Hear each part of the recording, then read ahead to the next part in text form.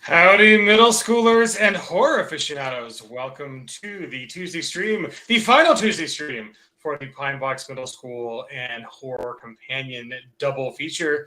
Congratulations to everybody on screen, because this one we've got, let's go check in on the Kickstarter. It's over 1,500 backers. That's amazing. 151K. That is great. That means you guys are spending like $100 a piece, which means you're going all in for the good stuff.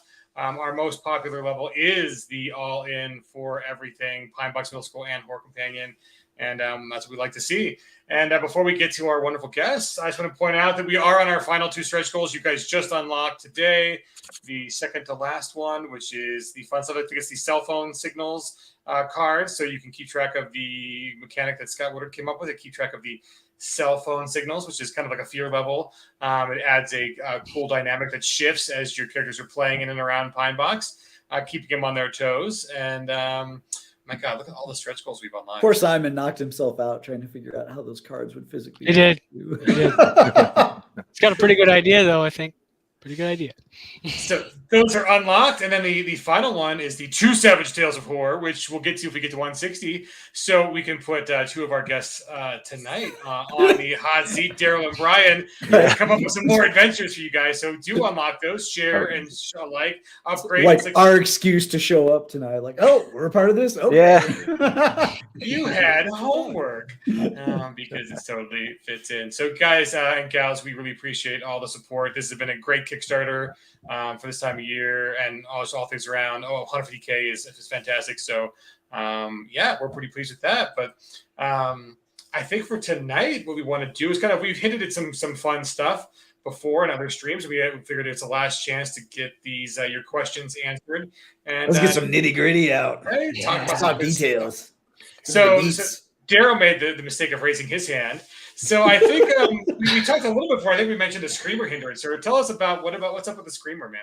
Yeah. So we wanted to give you guys a little bit of solid, some of the things that are in the book, right? And so my favorite of the new hindrances, and it's an old hindrance, but executed in a new way for Suede, is screamer. And it's got a major and a minor version. And the minor version's pretty simple. If you make a fear check, you have to vocalize really loud. And you're going to draw attention, you're going to draw fire, say goodbye to stealth and all that. Majors, where it gets really fun, because that one, whenever you fail the fear check, not only do you like scream and make noise, it's so loud and ear piercing, and you've all heard that, right? That movie Scream. It does a distraction in a medium blast template around yourself. Oh. So like you and all your friends, like, oh, by the way, there's a cascading fail. Have a -2 to your fear check because I'm screaming like a banshee, I love that. So I was hanging out with Clint and Jody this last week, and we might show a video what we were doing. We were in Knoxville for some fun, but it came up about Clint is totally against issues that like a player hindrance that hurts other players in the party, and I'm like, I love those. Like we It's put horror, in, man. we put Yeah, Jonah if into there's any place where it's rationalized. And it just makes it more fun because you get that domino effect, right? Yes, like, oh, okay, exactly. scream, and you keep screaming until like the effects wear off. There was an edge, and I feel like in the latest version, it's not there, and I don't know if we can make it work again or not. But this is one of the things that we're playing with behind the scenes is like in the current write-up, the scream only distracts friends, so the monster itself doesn't get distracted. For we had an edge that weaponized it, so like even the monster's like, oh man, just stop. Like, oh, weaponized cowardice. I love it. Yeah, no, I mean the cascading effect is real. Like, I mean, I was going to mention Jonah from Buccaneer, where it's it doesn't hurt you; it hurts every. The Jonah is kind of like the cursed character on a ship. Exactly, and it doesn't hurt you; it hurts everybody around you. When you get a Joker, they get -2s, and so on that round, people die. There's a cascading effect with those minuses. So I do love that Screamer is kind of viral in that way. That is wonderful. I'm a mean bastard, so that's the one I like too. Is it your new sober cat? We got to put in quotes. Darrell, mean bastard Hayhurst. Oh my gosh, I love it. Well, speaking of quotes, I want to talk about the Explorer. So Brian, in the period archetypes, especially the Victorian and 20s era. Let's talk about those Victorian archetypes, dude. Yeah, absolutely. So we have again 3 different sets of archetypes, and Darrell has been putting together the first and the third set. I took over the period piece characters, right? The ones from the Victorian, like gas lamp era, and the ones from the sort of the 1920s era. And one of my personal favorites was the Explorer archetype, who is essentially red as depicted on the front cover. Oh god, that didn't work. Yeah, your camera didn't like that at all. Never mind. I think we've all seen the cover though, so everybody, yeah, that's red as depicted on the front cover. And she's also there's also a piece of art for the horror companion that depicts her in a sort of a snowy area with a skeleton. Yeah, and that was one of those, like when we were doing the art orders, we're like, oh, what are we gonna do for this, that? And I was like, wait, we've already done it. Like we just have to lean into it. Like she's right there, she's on the cover. Yeah. There she is. It's very almost a pulpy vibe too, which I also like.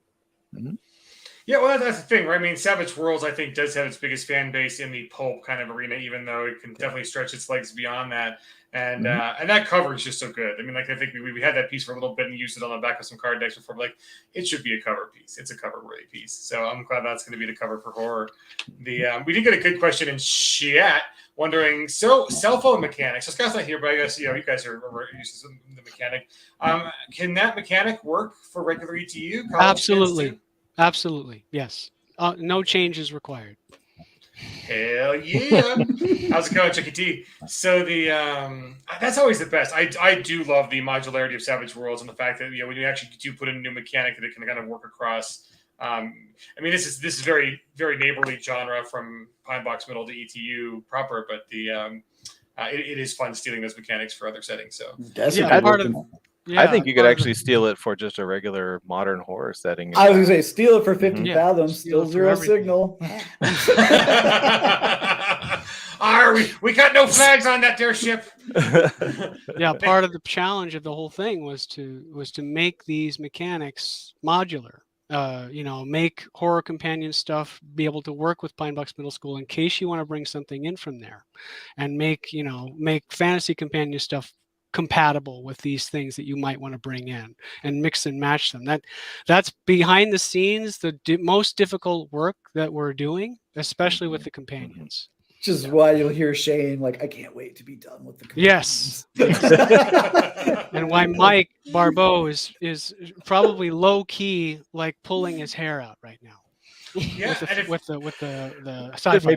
Maybe we can have some more bald people on. As we do, we got one gorgeous-headed girl and 3 bald dudes on the stream, so we don't need any more.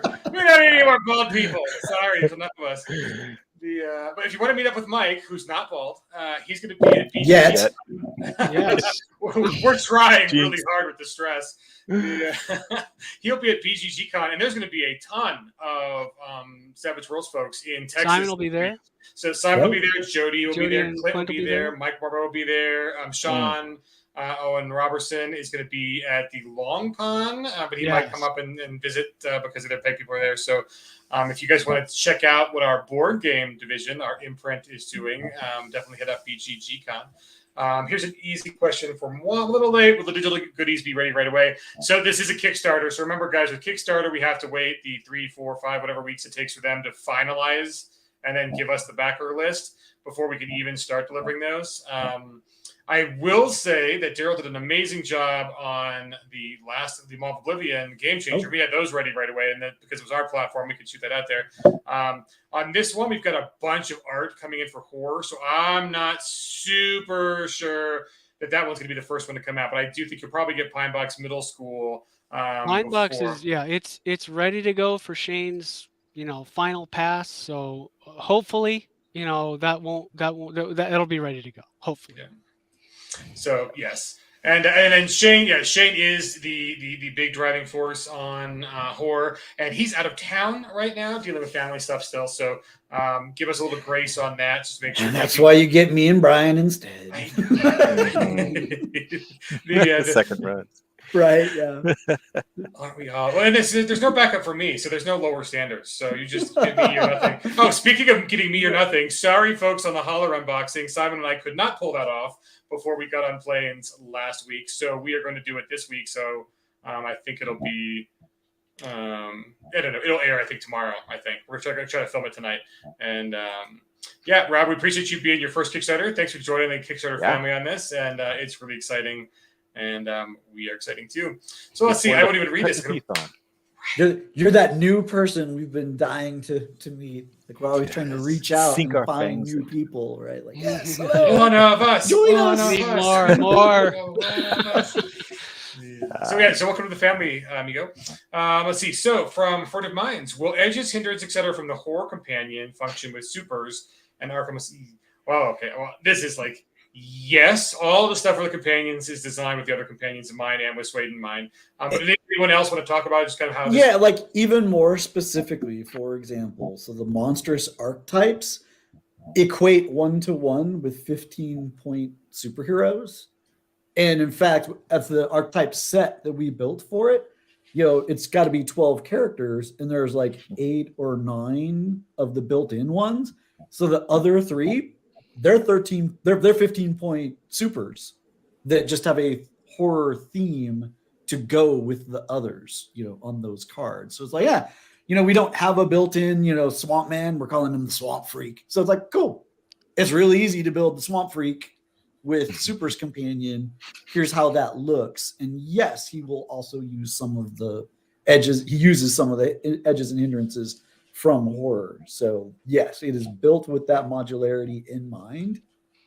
I might even have a little more to say about that later. Nice.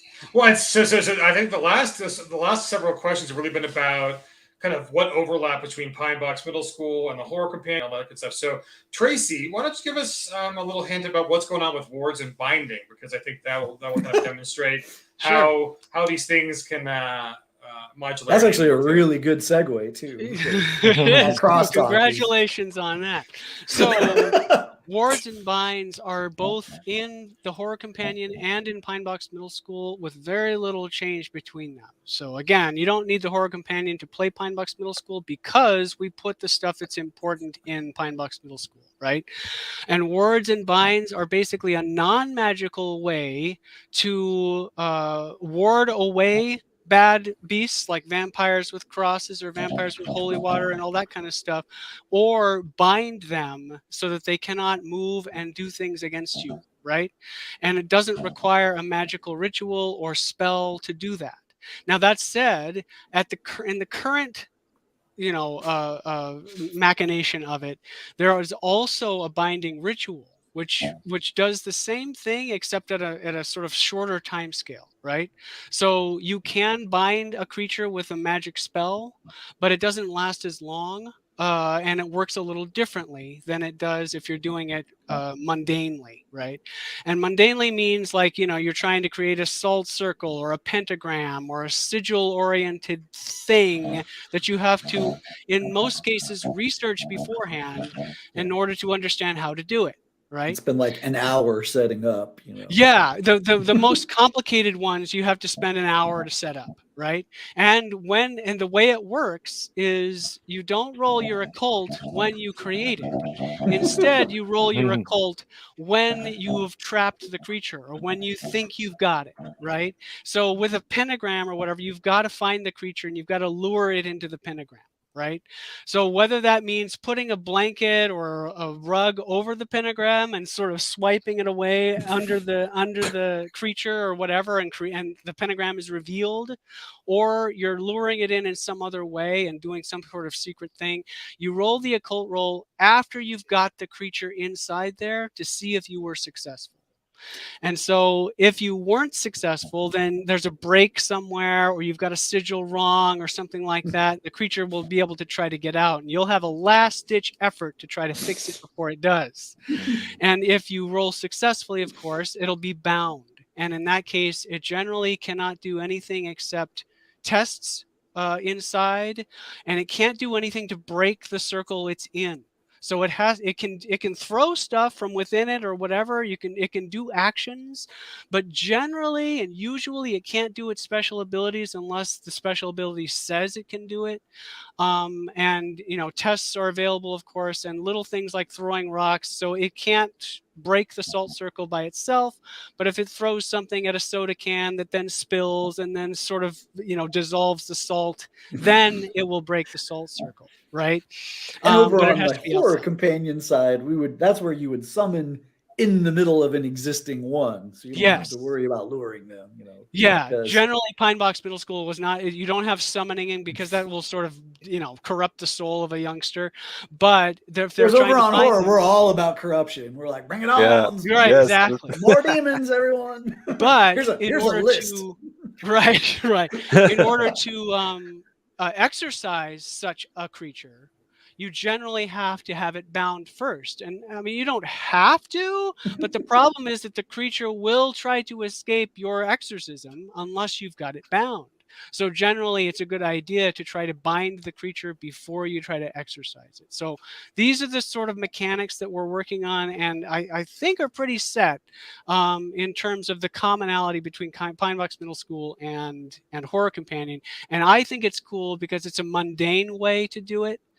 For the kids to be able to say bind a creature rather than go the full way to exorcism if you don't want them to sort of dabble into the arcane arts in order to do this stuff. I'm all for the kids dabbling in the arcane arts. But that said, some kids or some players and some GMs may not want to go that far with Pinebox, and that's fine. That's totally okay. That's part of the commonality that was really fun to see, is I'm not following the Pinebox stuff directly, but I am following the horror stuff and seeing the echoes and ripples where it's like, oh, it was this way. And then the whole section gets torn out and now it's this new thing or whatever. It's like, you can really see that progress and how it builds among different settings, coming together. And this is why we laugh about Mike tearing his hair out, because the same thing's happening in sci-fi between Law of Oblivion and a lot like other things that we're working on behind the scenes, and we know it's all got to work together. And especially sci-fi it's very broad. Sci-fi is very broad. difficult. Very difficult. Yes. But we believe we're gonna get it. We believe that we will win. We believe that. Sorry. That's right. I'm all for U.S. soccer. So the question from chat from Chucky T says, any favorite NPCs in the new Pine Box? And this was for, I guess, Tracy. And Tracy, and why is it the Ranger Scout? Because that's the video I have ready to pull. Oh, wow. Okay. Yeah. Which one is your actual favorite? And then we'll show a little sample of some archetype videos we're going to be releasing today. Well, they're all my babies, right? But I mean, I didn't make a lot of them, but the archetypes are kind of my babies because I wrote the art orders for them and I statted them all up. So I did all the work to make them the characters that they are. And if I were to pick a favorite, it would be the budding scientist because I really, really love her art and I identify with her the most. Like that's the character I would like to play. That said, they're all really cool in their own way. I think I've tried very hard to make them unique and something that different kinds of people will want to play, right? As far as a favorite NPC, man, I think we all know Chris's is the lunch lady. Yes, right? I still want art for this. Yeah, well, above and beyond the archetypes, I think my favorite is probably the Blood Demon. Even though, I mean, it's a villain, but it's one of my favorites because the art is just awesome. And what I love how you've got the GM screen right behind you, but you just can't. The blood. If I did, I chose not to because I didn't want to scare everybody. But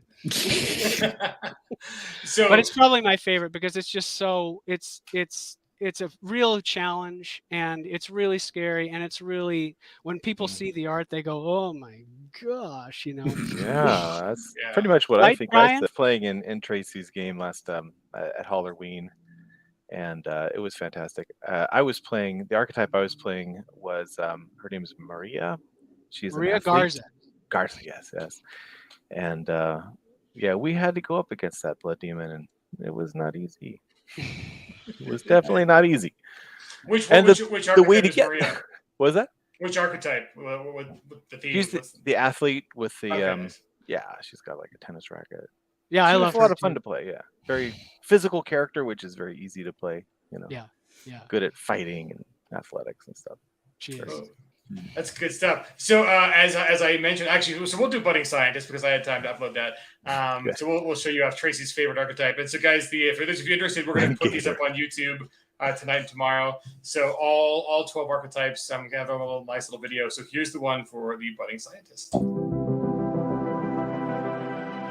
Hello everybody, Tracy Sizemore here. We're going to do our next archetype for Pinebox Middle School, the Budding Scientist. This is one of my very favorites, especially the art for it. When I wrote the art order for it, I had a very specific something in mind, and the art came back and it was just so perfect, so beautiful for her. She's obviously a scientific type, and she's also pretty brave. She's got the gutsy edge in Pinebox Middle School. She's also an honor student, and she belongs to the astronomy club. So there's all that going on too. She's also an exploiter extraordinaire, which is an edge that allows you to sort of ignore some penalties to find exploits to some of the bigger villains in Pinebox Middle School. Because each of these kids are trying to look for exploits to try to take advantage of some of these bigger villains. Her family is loving and supportive, giving her wide latitude to be what she wants to be, at least during the day. But after the sun goes down, they enforce a very strict curfew. And her name, by the way, is Kim Travers. So Kim is on a strict curfew at night. They aren't afraid. Her parents aren't afraid to call other kids' parents to make sure she's safe if she's spending the night somewhere. And then there's your brother Kevin, who's an annoying sibling who tattletales on you every chance he gets. So he kind of wants to be part of your life, and when you don't let him, he kind of tells on everything you do. That's what we've got for Kim.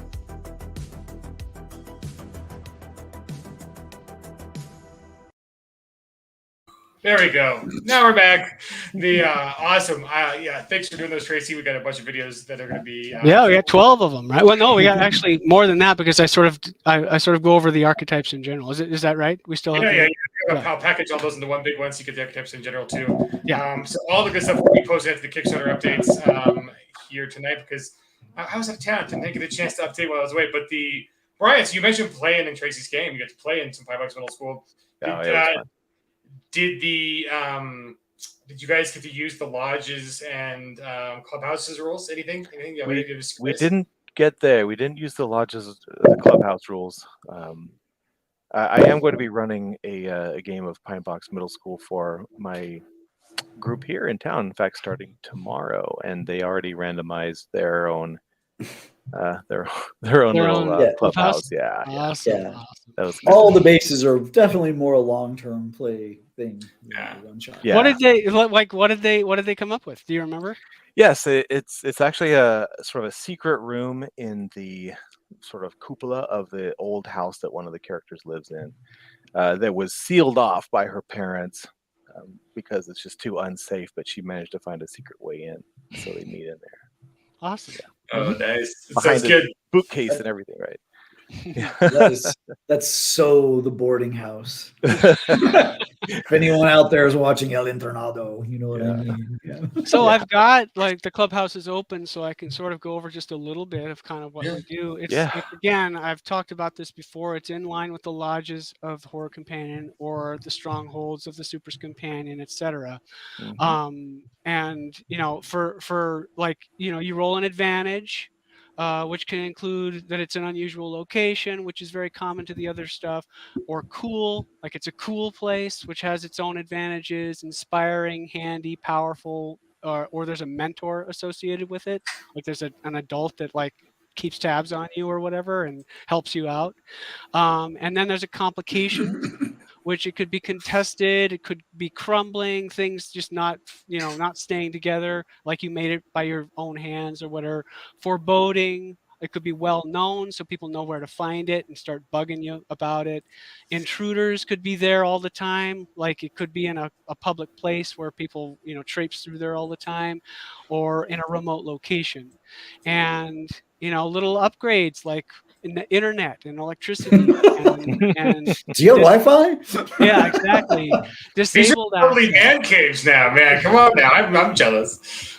And a guard, which could include like a family pet or an adult who keeps tabs on the clubhouse when you're not around, you know. So it could take the form of many different things, and lots of different upgrades. And then of course encounters, which is the really bread and butter of clubhouses, because those are the things that happen every time you upgrade, and yet are kind of adventure generators in themselves. And some of the cool ones are, you know, a cursed item you find there, or a hanger-on that wants to have access to the clubhouse, or a discovered secret, or even a special event, like one of the gang's parents or an external benefactor organizes a special event and extends invitation to the entire gang. So that could be as little as just an interlude that people do and say what happened at the event, or you could make it into an entire adventure if you want to, right? So it's all these things in these tables. A lot of them are, you know, there's a lot of options. And then I've got an example of a clubhouse tree fort, which, you know, they create and roll an advantage and a complication for, and have an encounter and all this stuff. And so it's very, you know, centered on the middle school experience and that trope, that genre of whether it's Stranger Things, the ice cream shop storage room, or the tree fort, or, you know, the fort out in the woods, right? It could be any or all or many more of those things. And I tried to make sure that it encapsulates that as you go through and create them. Whereas over on the Horror Companion side, like the grammar is the same, but they're built way more like Ripper's Lodges, right? Where it's like, cool, here's our secret lab, and, you know, here's our trophy room with fangs of vampires. Stuffed werewolf. We do need stuffed cryptids on the wall. That sounds like great. Nice. And once you got enough cryptids to fill it, it does stuff for you, right? Yes, right. Benefits for having these rooms. You know. Yeah. Ooh, mechanical decor. So, Brian, I'll give you first crack at this one, but this one for everybody. Christian Serrano asks, how well do the Horror Companions serve as a fantasy supplement with respect to edges, hindrances, powers? And same question for subsystems and setting. Yeah. Well, they like Darrell said earlier, we are working to make sure that they all sort of they can work together. It is possible every once in a while you might find something interacts with something else in a weird way that, you know, but for the most part, these are designed to be worked, you know, There's a lot of blood and tears involved in having Yes, yes, and we try to keep things on certain levels. I think the superpowers companion might be the only exception to that because it takes characters into like bigger builds than you would get anywhere else. But even then, you know, some of the basic edges and things like that. Yeah, I don't see why exactly. not. Even that is meant to work, right? Like there's stacking in play here. These things stack together. Yes, yes. You don't need them, but they're meant to build on one another and give you more options for adding that flavor to a setting. Absolutely. And in fact, there are some edges and hindrances in Fantasy Companion that you might even want to bring over into horror as well. Vice versa. And everybody loves a Ravenloft, fantasy and horror all in one. So. Yes. That's one of my plans to run some gothic horror. I'm just jealous you have a home game, sir. It's like, well, playing tomorrow. Yeah, no, it's been almost a decade since I got to have a regular game. So wow.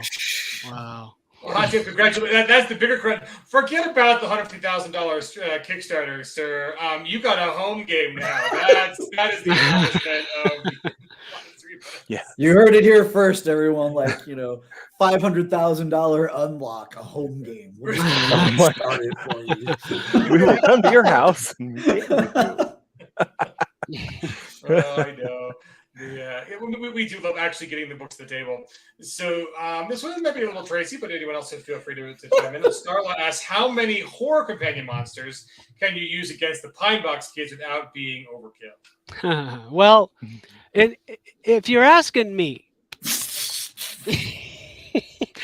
I haven't seen all the horror companion monsters because there's a lot of them, right? There's a lot. But that said, my expectation is there's varying degrees of danger with each of these horror companion monsters, right? So some of them are Cthulhu-esque, you know, existential horrors with D12 plus ungodly stats, and some of them are just sort of normal cultists, right? And there's plenty, I'm sure, in between.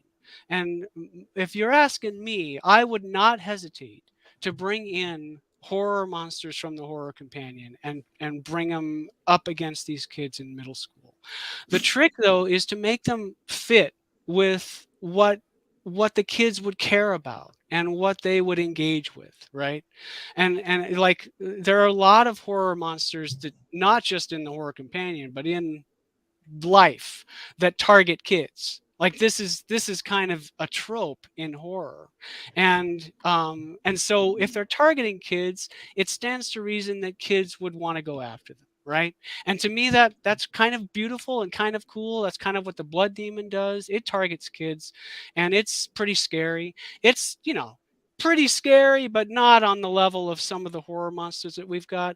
But if you're asking me, that's why we have Conviction. And that's why we have bennies. And that's why we have some of these perks that you can unload on your players and exploits. Like you could create an exploit for some of these horror companion monsters, right? And the way I've got them now is exploits are pretty easy to sort of replicate depending on what the monster is. But when you've got those kinds of tools in your belt as PCs and as players, the kids can handle more than you think they can. And more than they think they can. And I think that's kind of cool because it is still Savage Worlds. And even though they are young and only have 10 skill points and 3 attribute points when they're novice characters, you'd be surprised at what an optimized character can still do. And I made these characters, the archetypes, optimized. So, you know, there's some of them still have D10. Some of them still have plenty of D8 skills, even though they're restricted and hamstrung by their young hindrance. It's just because I know how to build characters, and I built them so that you wouldn't feel like they were artificially weak, right? So yeah, that's my answer. I just keep thinking of the first monsters, the Oswang, which is like a Filipino vampire with shadow lick and blood drain, and I'm just like, oh no. I mean, I guess maybe they could take it, but no, then maybe they can't, and that's cool. That's what horror is, right? But it's like I have a sidebar in the book where I'm saying, look, if you want to bring the horror and bring the danger, go ahead and do it. They may have to run away, but the important thing is that they felt like they could try. And that's what I think is important. If you feel like you can't even try, like it's not even worth bothering with a monster like that, then it kind of gets into the the area of lack of player agency and things that you can't do, and that it's would be funner where to try. you'd stress the shadow licking ability, right? Where it's just like, it's coming out and it's like, like, oh, the shadow's been licked, and it becomes just like, really good thing. It's not draining your blood later. It's just doing that. Yeah. And what's great about horror and also Pinebox Middle School is that you don't have to fight the monster all the time. In fact, you're usually better off not directly like going up against them in a one-to-one fight. Find other ways. There's definitely other ways. Yes. Yeah, and I think that's part of the trope of horror, and part of the responsibility of both the designers and the GM is to come up with different ways to deal with these problems, not just destroying them. Well, and for all of you guys who are going in for both Pinebox and Horror Companion, we did unlock playable monsters for the Horror Companion. So you could pull a preteen wolf and have one of your characters be really angsty with their newfound body hair, and just be, moody all the time instead of a full werewolf, and just backtalk the vampire to death. Like you can totally do, take advantage of the weaponized middle school with playable monsters. So here's a good question. The I Am Skyline is asking, I'm trying to emulate power checks from another horror setting. Does the Horror Companion meet that need? Are you talking about Ravenloft powers checks? If so, now it's been 20, almost 30 years since I played the old Ravenloft setting, which was for 2nd edition D&D, and I honestly can't remember how those worked. But I'll bet you anything you could figure something out. Like anytime I get like those kinds of questions from like any setting, usually I'm like, by the way, Tess just does that. You don't need an extra rule for it. Tess, and I think it had something to do with. I think it had something to do with corruption as well. So if we're talking about corruption, that's all going to go into the new horror, like the fear tables and all that, and where they can fill you with hindrances. Yeah, Simon shut me down this weekend with one of them. So I was like, I had a character back in the GURPS campaign who had Rapier Wit, which is literally you could like stun your opponent by insulting them. And he's like, that's just a test, Landauer. It's already in the system. Yeah, right. Yeah. I want to use the cool name. Yeah. So we'll look up a couple easy ones. So Chris Kirby, Savage Space 1889 has been savaged. So do check out that. There's a very easy conversion document to bring it up. And then our friends, it's called Red Sands, y'all. Right? Freddie Speedo, who did some work. This guy up here did some, and that's out too. And Torg is super close enough to. And if you are interested in Space 1089, our good friends over at Strange Owl, they're working on that, and they are really close to launching their Kickstarter. So look for Strange Owl on the web and keep your eyes open. But also Red Sands rules. And loved it. PAX East, Rob Frank. PAX East is the place. I think the Blacks might be going this next year, but that's early spring. So I think that's up in Philly, I'm pretty sure. And let's see. That was good for those questions. So let's go back around to some of the talking points that we had planned. Darrell. Dimensional Shambler, the monster. Do tell. Well, right. So when we got the Cthulhu monsters, we got to play in kind of a new sandbox, and they're very well defined between stories and Call of Cthulhu gameplay. Like there's expectations there, like that we need to meet. And in some cases, it's like, we need to go back to the fiction rather than the gamified stuff, because we're not necessarily limited by, how it has to work in another game. It can be more like, well, how is it described as working? And let's go there. And these are all like alpha versions, right? Like we've written them up and we're playing around with them. But I am intrigued by the Dimensional Shamblers, always have been, like ever since I had the old miniature with the sloughing skin and all that. And how they hunt is like, they don't come get you, they're from this other horrible place, right? And you can kind of see them and they're ethereal. And hey, ethereal, we've got that in Savage Worlds. We know how that works, right? But what happens is they start pulling you into their realm. And once you're there, you're starting to see like all the horror around them. And you're like, oh. So the way I'm currently doing it, and again, caveat, this might not survive, the final pull, but it's based on their action card.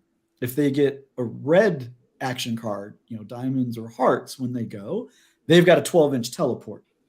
So they can just like phase in and jump around and all that. If they've got a black action card, that's where they can grope into our world and start pulling you in. And that's just a regular grapple. You can try and get out of it and all that. And then the trick comes if they get that red teleport card while they have someone grappled, they pull you into your world and you are never seen again. So you do not want to get manhandled by the dimensional sham. That's my approach so far, right? There's other ways we could do it, but I just like that mixture of, here's them kind of popping around and they're going to get you. They're going to get you. You got to keep on the move, And when they don't have the teleportation, they're really slow. Like they shamble, right? It's like, oh, it moves 2 towards you. Run, but then they get a red card, 12 inches. It's right next to me again. Go first, get out of the way. Awesome. So. And then John Dubes asks, and a Joker? Well, if a Joker comes up, you've got other problems. but Jokers, remember, they're red and black. So yeah, it's just red or black with the +2 and it gets bennies. Oh, good. I'm super excited about the Horror Companion.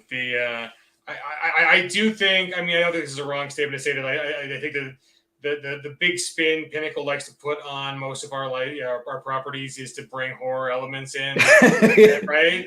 It just fits, right? Because we're pulpy, pulp and horror. And so you just being able to just extend that and to make them even more horrific and have some more tools. The fact that you could just pull a character into a pit of non-existence, it's fantastic. It's like, nope, sorry, no figure roll. You're not getting the advantage of not dying. You just don't exist in this plane anymore. You're down in dimensional shambler hell. Like you might not be dead, but you're not here no more. Like maybe you'll pop up 3 adventures later. Right. You are now all scarred and messed up. Like how the hell did he get out of there? Or maybe it's an adventure to find him, right? Yeah, exactly. Yes, you become plot. And then the question is, like, you find him, he's completely normal. And you're like, how could you be completely normal? But maybe they're not completely normal. Oh, good. But I also feel like when we hit mythos creatures, like, kind of the gloves are off. Like, yep, they're just monstrous, horrible things that are going to mess you up. Hooray! Yep. Right. Well, and that's really exciting. We're really happy that our friends at Chaosium were allowed us to play in that sandbox and put the actual names on. People have been making. We don't even have to cough like Cthulhu anymore. It's now you can have Savage Cthulhu spelled the right way and no serial numbers to file off. It's legit right there. Cthulhu's a beast, y'all. No pawn for Cthulhu. Sorry, people did ask. We did get that asked. Yeah, like if we're gonna do a pawn for that, it's like. Where would you store it? Yeah, it would be like a standee, or bigger, right? Like the kind you see at the movie theater, Yeah, exactly. Instead of George Clooney, it's Cthulhu. Yes. Can you imagine the shipping on that to Europe? Oh, yes, it would break our small company trying to get that to you. So. Right, that's just a good excuse to go play your games in like an old haunted theater or whatever. That'll bring the Mythos vibe. Actually, maybe you guys want to continue to chat about that. Like, what is it like getting able to stat up some Lovecraftian horrors for Savage Worlds? Super fun. It was fun. Yeah. And Darrell has done some of the great old ones. Yeah. Is it like 3 pages of abilities or like? Some of them have a lot of abilities, but that's part of the dance, right? Like how to keep it streamlined and simple, fast, furious, fun, right? Mm-hmm. Like that's our thing, but also making sure that we unlock that flavor, right? Because it's like, it's not just another monster, but that's the other fun thing with all the other critters in the Horror Companion is they're not just other monsters, where you like the Oswang, where it's like, yeah, it's got blood drain, but like it licks your shadow and you're cursed. And like, here's how all of these are different, and they all bring something creepy and special to the table. Oh, super good. Someone's informed us there's a Deadlands crossover with a Cthulhu called Adios Amigos. Nice. Wow. And I didn't mean to talk over you there, Brian, because you did a bunch of them too. Like I did some of the other creatures, like the Shuggoth and things like that. Yeah, that was pretty fun. So, I mean, how do you approach that? Like, did you go in? Did you look at like the concept and then just write it in Savage Worlds? Or did you go look up how those existed in other RPGs or what? I went and I did a little. I poked around a little bit. It's been a minute since I played Call of Cthulhu, but it pretty much dominated my my gaming life for the latter half of the '80s. And so I remembered back on those, and I looked up some art, and I looked up how other games have interpreted some of their abilities, and considered how I could represent them here with Savage Worlds. Good stuff. Good stuff. Okay, folks. So Brian's got to get to pick up his daughter at school, so we're not going to go too much longer. We are going to stop on time or before. So last round of questions. Get them into the comments, whether you're on Facebook or YouTube or Twitch. And then the last round for me. Let's see. What can we talk about? Oh, Tracy, I did want to talk about exploits. So what are exploits? So exploits are special things that the kids can do to some of our bigger monsters that make them weaker in some way, right?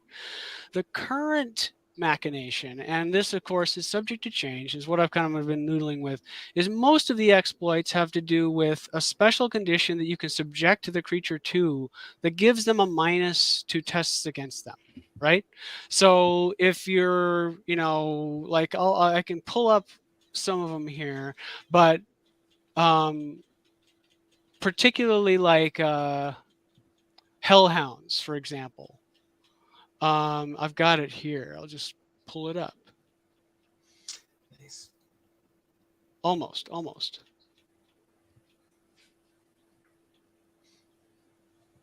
Ooh, good question, Armin. Since we will get to that, that's a fun question. We will bring that back up.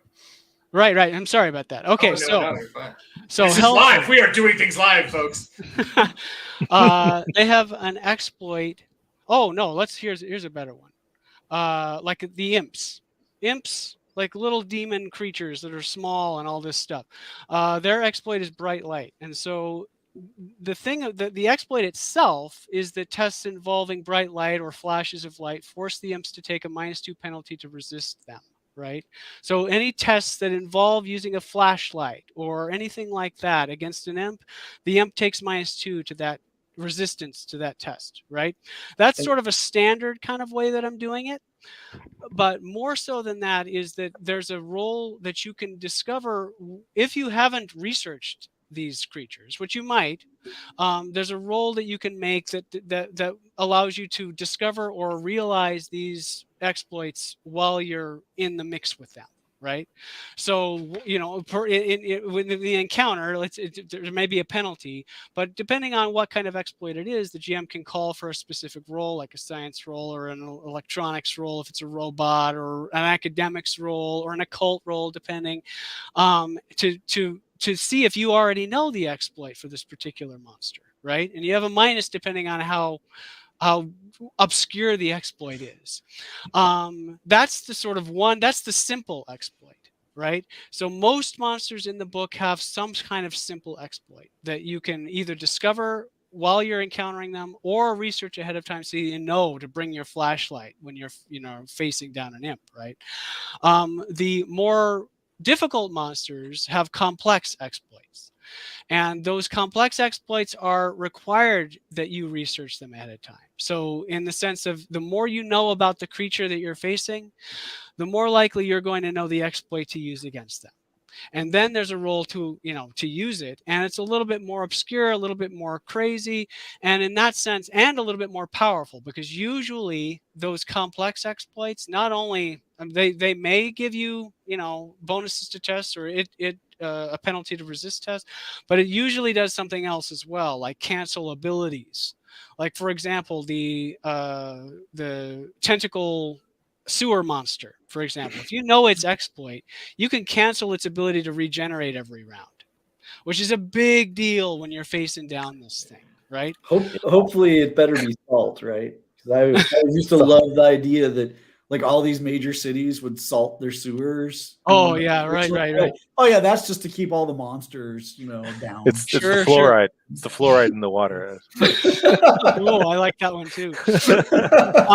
But yeah, so the bigger ones, the scarier ones, have those kinds of things that you're going to be facing down this monster, so you're going to want to research as much as you can about it, try to figure out more about it. And in terms of that, the GM might say, okay, in the course of your research, you find this exploit, which is a big deal, will help you take it down, or will help you avoid its most horrible consequences, or find a way for you to trap it or something in a way that doesn't require you to kill it or something like that, right?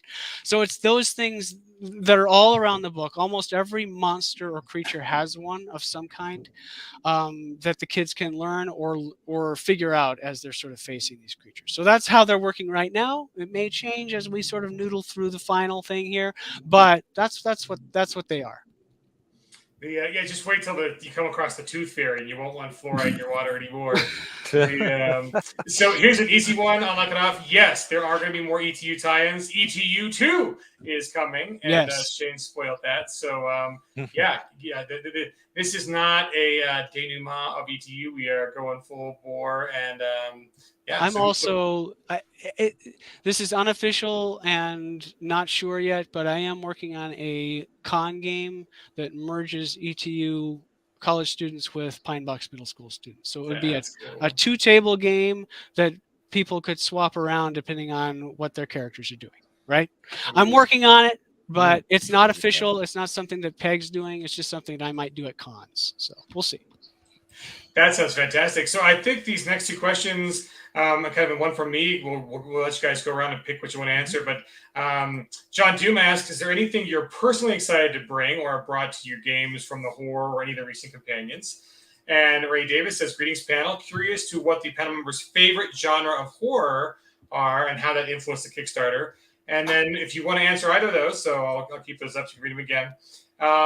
Any tips, because you're all consummate game masters, on how to run horror, whether it's how to run Pinebox Middle School or how to run stuff from the horror as a game master?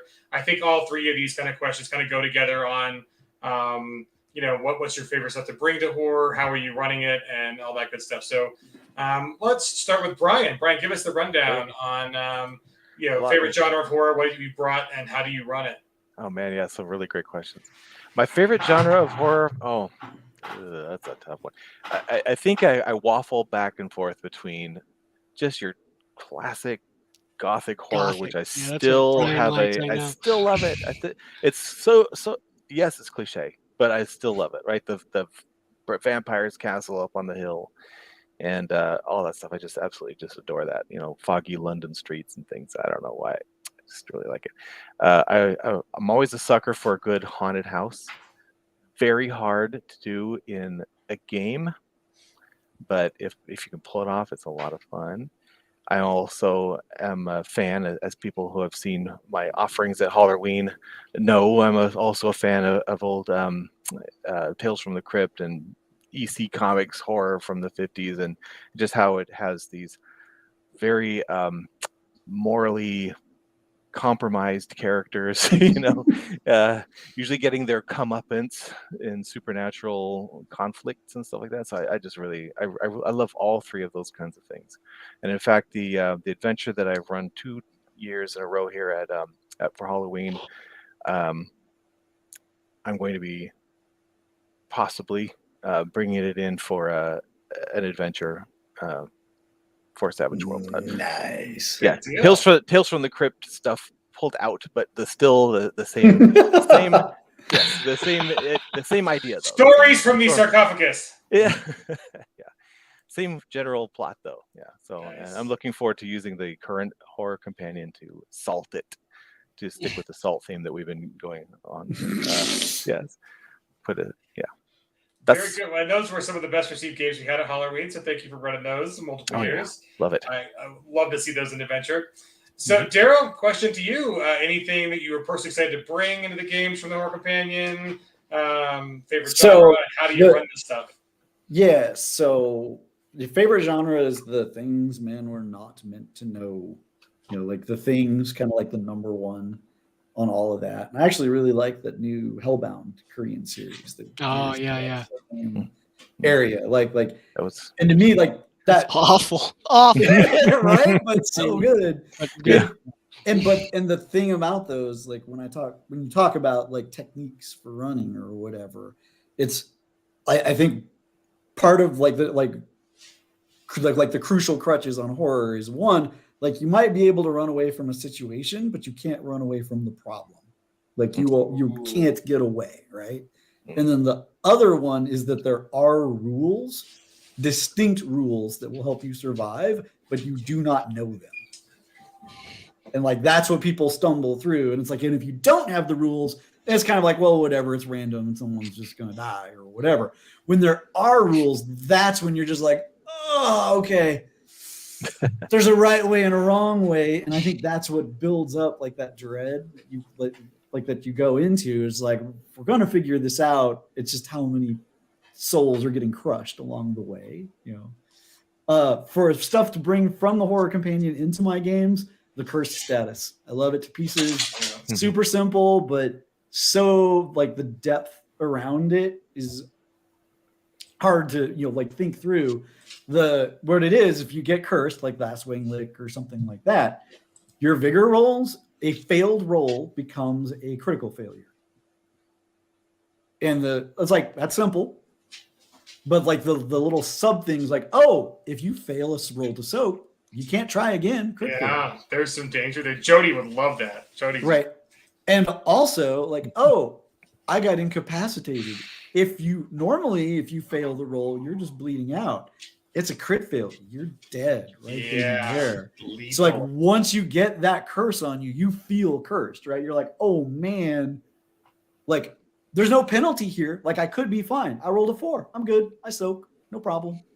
However, like a little bit lower and you're in big trouble. And I love that. Like it's really elegant and love it. Very universally applicable along a lot of different things. Oh, such good stuff. So my personal favorite genre of horror is Catholic church horror.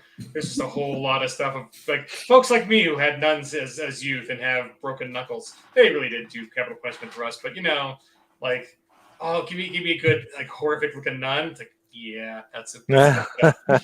So take us home, Tracy, on favorite genre of horror, how you brought that in. Are you looking to bring in stuff from the horror companions to your games? And then the big one, I think, is how is running Pinebox Middle School for horror a little bit different than running a horror game out of the horror companion? Well, let's see. My favorite genre of horror, I've said it before, I love Twin Peaks. And there's reasons why. And part of it is a segue into running horror, right? But what was the other question? Oh, bringing in horror companion stuff. I think my favorite thing in the horror companion that I'm most excited to mess around with is the new fear tables.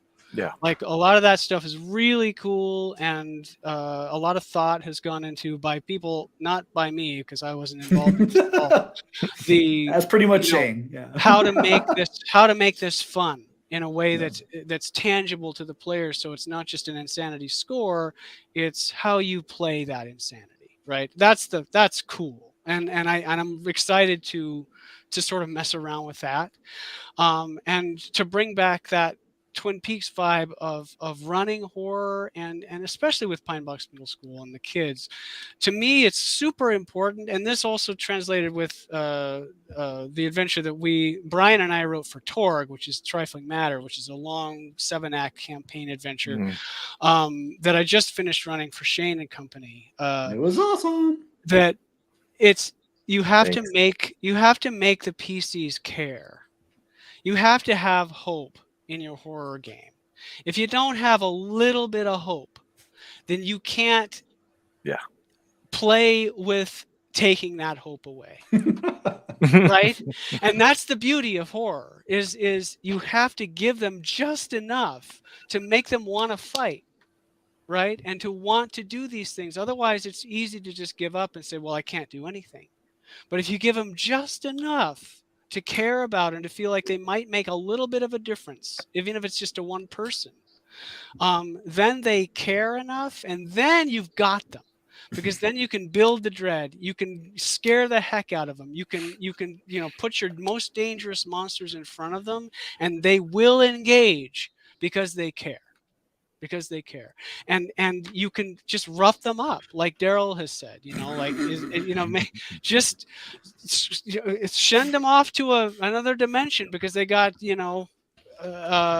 embraced by the dimensional shambler or whatever. Like it's all possible because they're buying in because you've made them care about it. And that's not easy to do. But part of what is beautiful about Pinebox Middle School is that you get to face down some of this stuff, and then you get to go back to school, and you get to find your friends, and you get to deal with your parents and your siblings. And even though they're annoying and awful, you still want to protect them. Right? And that gives you the motivation to face down the most horrible horrors you can imagine. That's how I like to run horror. And in a sort of broad sense, there's a lot of details that we could have an entire stream about. Oh yeah. But that's why we wrote a book about it instead. But that's what I brought to the. I think that's what I brought to the Pinebox Middle School, and the little tiny things I did for Horror Companion to help Shane with rituals and stuff like that. So that's my philosophy anyway. Awesome. Well, that does it for this streamcast. We told you we'd end at the top of the hour, and we are going to do so. So, final 48 hours on the Pinebox Middle School and Horror Companion Kickstarter. Link is in the chat. You can go to Peg Inc. and click on the top bar. You can go to Kickstarter and search for it. It was great doing all these streams with you folks during this Kickstarter. We're super excited for it. It's really one to back, guys and gals, and everybody in between. The especially all you monstrous characters, because that's my favorite unlock, is getting the playable monsters. Like that's what my adventure is going to star, is the monstrous archetypes. It's so cool. It's so cool. So we'll be back again tomorrow for an unboxing on Holler, and then Thursday, the final hour, to be celebratory of the close. Hopefully you guys will unlock that last stretch goal. It's 2 adventures from... Otherwise, I'm fired. Right? Save Darrell's job. So we only need 8K more, guys. You got 2 days. I have faith. I have faith. Right? And we got Benny, so we're going to throw some Bennies at that. So otherwise... we'll see you tomorrow and then again on Thursday. But thank you again. Do share, like us on the socials, follow on Twitch, all that good stuff. So have a good night, everybody. And may you have a little more horror in your lives by backing this campaign. The good kind of horror, the fun kind of horror. So cheers, everybody. Thanks. Bye, everyone.